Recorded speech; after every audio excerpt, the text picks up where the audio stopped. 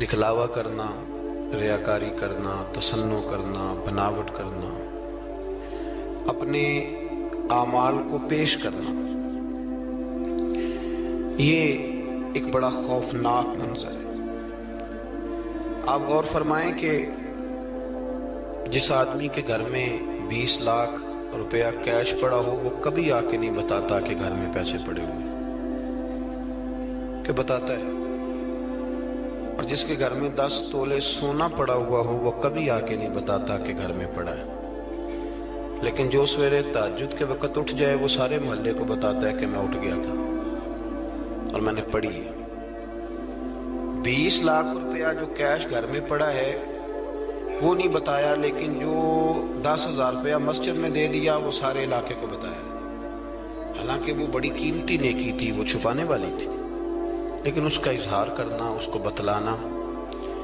حضرت عمر فاروق رضی اللہ تعالیٰ عنہ فرماتے ہیں کہ میں اللہ کے پیارے محبوب صلی اللہ علیہ وسلم کی قبر اطہر کی زیارت کے لیے حاضر ہوا تو حضور کے مزار کے پاس بیٹھ کر حضرت معاذ ابن جبل رضی اللہ تعالیٰ عنہ رو رہے تھے۔ میں نے انہیں دیکھ کے کہا کہ کیوں رو رہے ہو؟ کہنے لگے نبی پاک علیہ السلام کی 2 حدیثیں ہیں جن کی وجہ سے میں بڑا پریشان رہتا ہوں، میں سوچتا ہوں کہیں میں زاد میں نہ آ جاؤں۔ ابن ماجہ میں حدیث موجود ہے، حضرت سیدنا عمر فاروق رضی اللہ تعالیٰ عنہ فرماتے ہیں کہ میں نے ان سے پوچھا کہ وہ 2 باتیں کون سی ہیں؟ تو فرمانے لگے، ایک تو نبی پاک صلی اللہ علیہ وسلم نے یہ فرمایا تھا کہ اللہ فرماتا ہے جس نے میرے ولی سے دشمنی کی، میرا اس کے خلاف اعلان جنگ ہے۔ تو حضرت معاذ ابن جبل کے رونے کی وجہ محدثین اور شارحین نے یہ بیان کی کہ وہ رو اس لیے رہے تھے کہ کیا پتہ چلے گا کہ اللہ کے بندوں میں سے ولی کون ہے، تو کہیں بھول کر بھی کسی کی بے ادبی نہ کر بیٹھو، اس لیے وہ رویا کرتے تھے، ڈرا۔ یہاں تو لوگوں کو پتہ ہوتا ہے نا یہ ولی ہے اللہ کا، پتہ ہے نا لوگوں کو کہ داتا صاحب اللہ کے ولی ہیں، خواجہ معین الدین اجمیری اللہ کے، حضرت بایزید بستامی اللہ کے ولی ہیں، حضرت جنید بغدادی اللہ کے، لیکن پھر بھی لوگ بے ادبی کرتے ہیں، پتہ ہے۔ چونکہ حضرت معاذ ابن جبل فرماتے مجھے پتہ نہیں، اس لیے ڈر لگتا ہے۔ اور دوسرا، حضرت معاذ، اس مسجد میں اذان ہوگی جی، یہاں اذان ہوتی نہیں، یہ جو ابھی ہونی ہے نا جی ٹھیک۔ تو حضرت معاذ ابن جبل رضی اللہ تعالیٰ عنہ فرماتے ہیں دوسری یہ بات کہ نبی کریم صلی اللہ تعالیٰ علیہ وآلہ وسلم نے ارشاد فرمایا کہ تھوڑی سی ریاکاری بھی شرک ہے، تھوڑی سی، سیاستہ کی روایت درس کر رہا ہوں، یعنی یہ نہیں ہو سکتا کہ چلیں آپ تھوڑی سی کر لیں اور باقی سارے مخلص ہو جائیں، یہ نہیں فرمایا، بلکہ فرمایا تھوڑی سی ریاکاری بھی شرک، تھوڑا سا بھی دکھلاوا نہ کرو، تھوڑا سا، کیونکہ ذات الہی کے لیے جو کام کر رہے ہو وہ بندوں کو کیوں بتا رہے ہو؟ جو کام اللہ کی رضا کے لیے، اس میں بندوں کی شراکت کا کیا معنی ہو؟ میرے عزیز دوستو، ہمارے ہاں معاشرے میں گھٹن تب پیدا ہوتی ہے جب لوگ نیکیاں چھپ کے نہیں کرتے۔ بہت سارے لوگوں کو نماز پڑھ کے بھی سکون نہیں ملتا، ذکر کر کے بھی سکون، اس لیے کہ کہیں نہ کہیں ان کے دل میں یہ بات بیٹھ جاتی ہے کہ میں نفل پڑھنے لگا ہوں، اللہ کرے کسی کی نظر پڑ جائے اور وہ دیکھ کے کہہ دے کہ میں نہ، کیا میری بات، کیا میرا رویہ ہے۔ حضرت جنید بغدادی رحمت اللہ علیہ فرماتے ہیں کہ ایک شخص تھا میرے زمانے میں جس نے نیک بننے کے لیے نماز شروع کی اور بڑی پکی نمازیں پڑھتا تھا، لیکن جدھر سے گزرتا تھا لوگ کہتے تھے وہ دیکھو ریاکار جا رہا ہے، کیونکہ جس مقصد کے لیے کام کرتا تھا وہ عیاں ہو گیا۔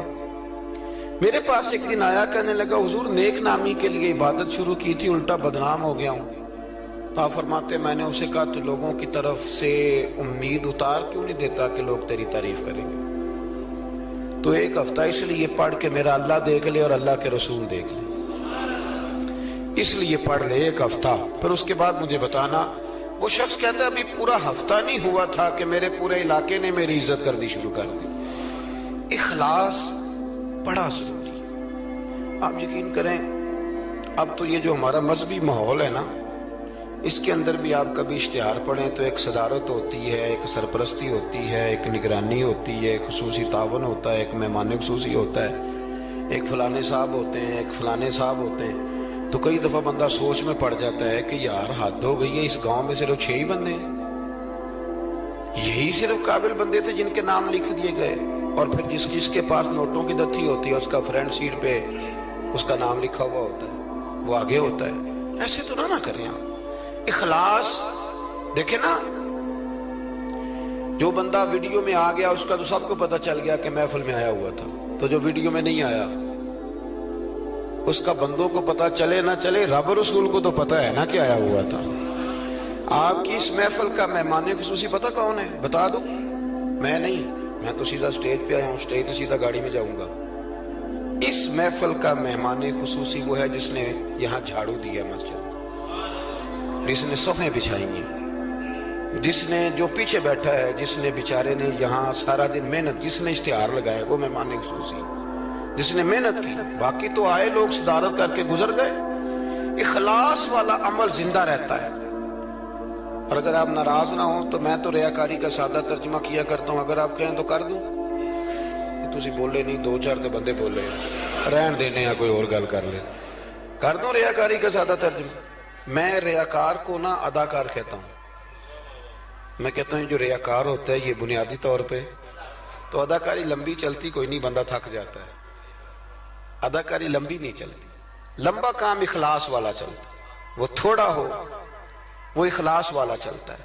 خلوص کا معاملہ کریں بھئی، کچھ کام تو ایسے کریں جو فقط اللہ اور اس کے رسول کی رضا کے لیے، اور ان کو چھپائیں کہ کوئی بندہ دیکھ نہ لے، چھپا کے رکھیں، مخلص فی الدین، اللہ کی رضا کے لیے۔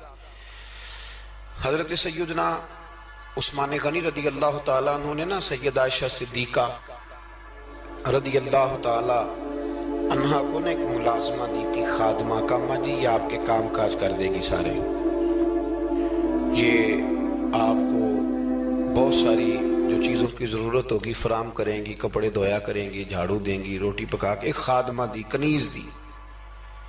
وہ کنیز کہتی ہے کہ میں تو گئی تھی حضرت عائشہ کی خدمت کرنے، اور وہاں منظر یہ تھا کہ جناب عائشہ میرے بھی سارے کام کر دیتی تھی۔ وہ روٹیاں پکانے کھڑی ہوتی تو 2 روٹیاں مجھے بھی پکا دیتی، وہ کپڑے دھونے کے لیے کھڑے ہوتی تو کہتی لا تیرا دوپٹہ میں بھی دھو دیتی ہوں۔ وہ میرے سارے ہی کام کر دیتی، لیکن جب کوئی دروازے پہ بھیک مانگنے آتا نا، جناب عائشہ صدیقہ مجھے پیسے دے کے کہتی جاؤ اسے دے آ۔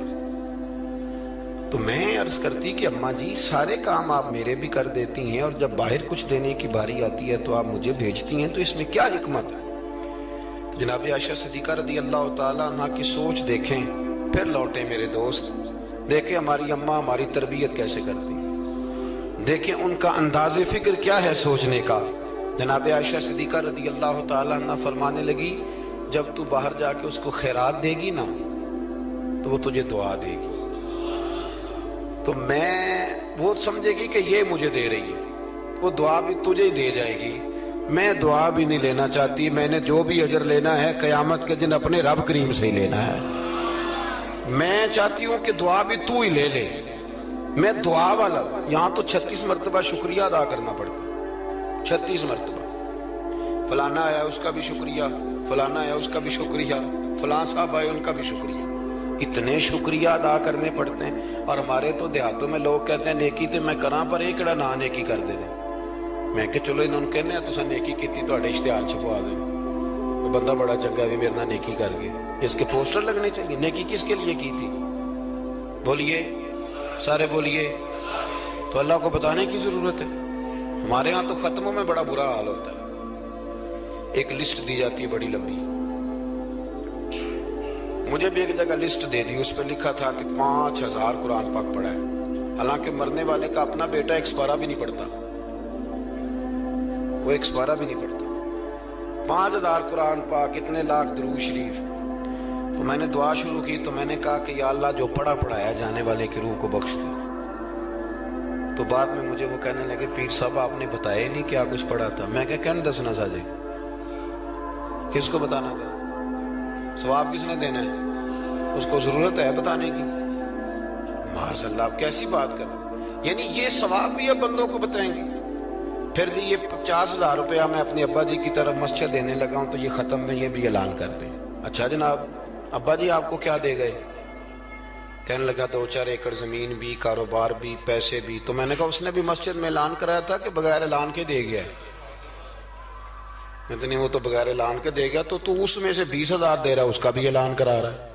اور قاری صاحب بیچارے کئی دفعہ خطیب صاحب الجھ جاتے ہیں، اس لیے کہ جب وہ 1000 روپیہ دینے آتا ہے تو کہتا ہے صحیح کر کے دسیا دے محمد بشیر دکھن علامت بندے پہاڑ والا سمجھ لیں.